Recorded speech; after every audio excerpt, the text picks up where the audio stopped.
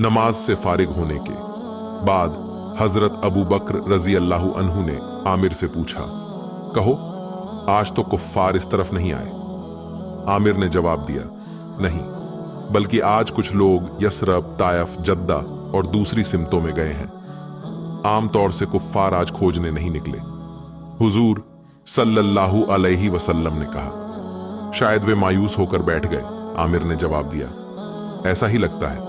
फिर दोनों ने दूध पिया और दूध पीकर हजरत अबू बकर रजी अल्लाह अन्हु ने फरमाया, आमिर, देखते रहो कि कुफ्फारे मक्का कहां जाते हैं, और इस बात का खास तौर से ख्याल रखना कि यसरब की तरफ कितने लोग जाते हैं।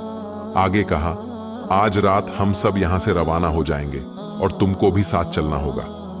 आमिर ने जवाब दिया, बहुत अच्छा। आमिर चला गया और दोनों बुजुर्ग गार में आराम फरमाने लगे। जब सूरज डूब गया, दोनों गार से बाहर आए और एक साफ सी चट्टान पर बैठकर अब्दुल्लाह का इंतजार करने लगे। आज सफर 14 नबी की 30 तारीख थी। हर तरफ अंधेरा छाया हुआ था। झुलसी हुई चट्टानें बड़ी डरावनी लग रही थीं। आसमान पर सितारे तैर रहे थे। उनकी रोशनी इतनी हल्की थी कि जमीन के रहने वाले उससे फायदा ना उठा सकते थे। थोड़ी देर बाद अब्दुल्लाह और अस्मा आ गए। हुजूर सल्लल्लाहु अलैहि वसल्लम ने पूछा, अब्दुल्लाह, आज कुफ्फारे मक्का क्या करते रहे? हजरत अब्दुल्लाह ने जवाब दिया, कुफ्फारे मक्का के बड़े तो थक हार कर बैठ गए हैं, पर मुफलिस और लालची किस्म के लोग घोड़ों और ऊंटों पर सवार होकर तमाम दिन मारे मारे फिरते रहे, यहां तक कि उनका जोश भी ठंडा होता जा रहा है। हजरत अबू बकर रजी अल्लाह अन्हु ने पूछा, तुमने अब्दुल्लाह बिन उरकत से कह दिया था कि वह ऊंटनियां लेकर आ जाए? अब्दुल्लाह ने जवाब दिया, कह दिया था, और बताया कि वह तमाम दिन तैयारियां करता रहा है। यकीन है कि वह अब आता ही होगा। उसी वक्त आमिर रेवड़ लेकर आ गए। उन्होंने आते ही दूध पेश किया। हुजूर सल्लल्लाहु अलैहि वसल्लम ने दूध पिया।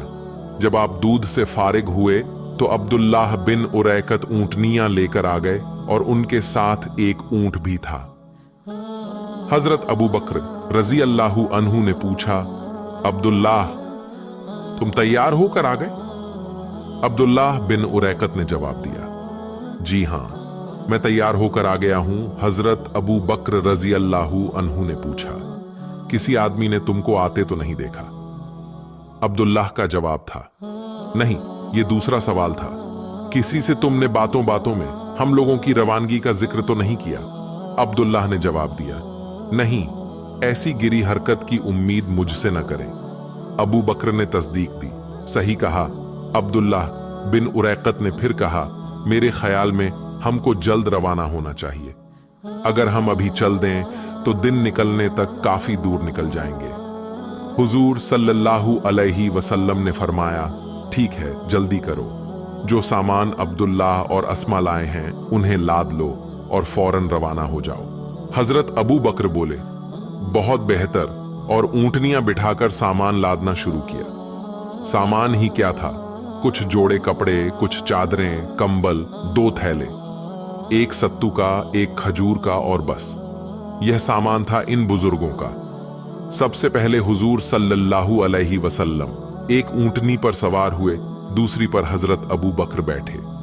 उन्होंने आमिर को अपने पीछे सवार किया और तीसरे ऊंट पर अब्दुल्लाह बिन उरकत बैठे।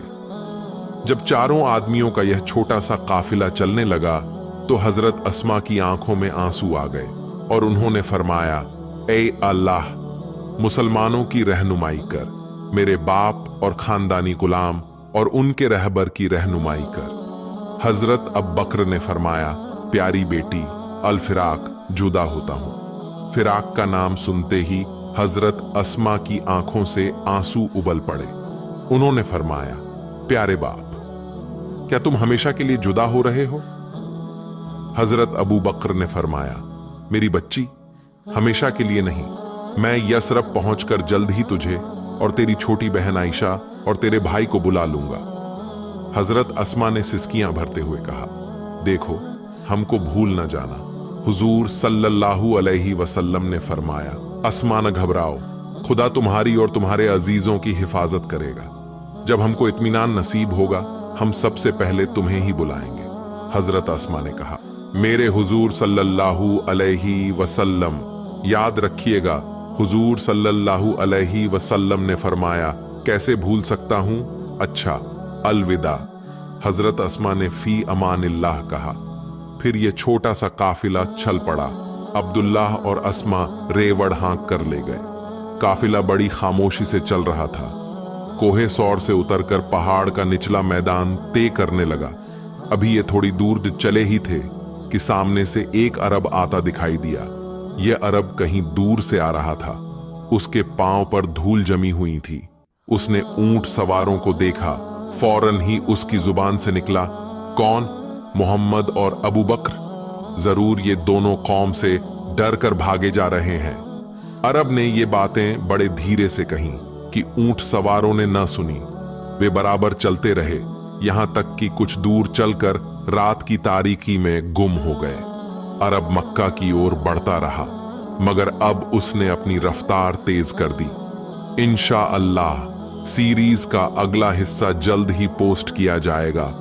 आप हजरात से इल्तेजा है, इसे ज्यादा से ज्यादा शेयर करें और अपनी राय भी दे।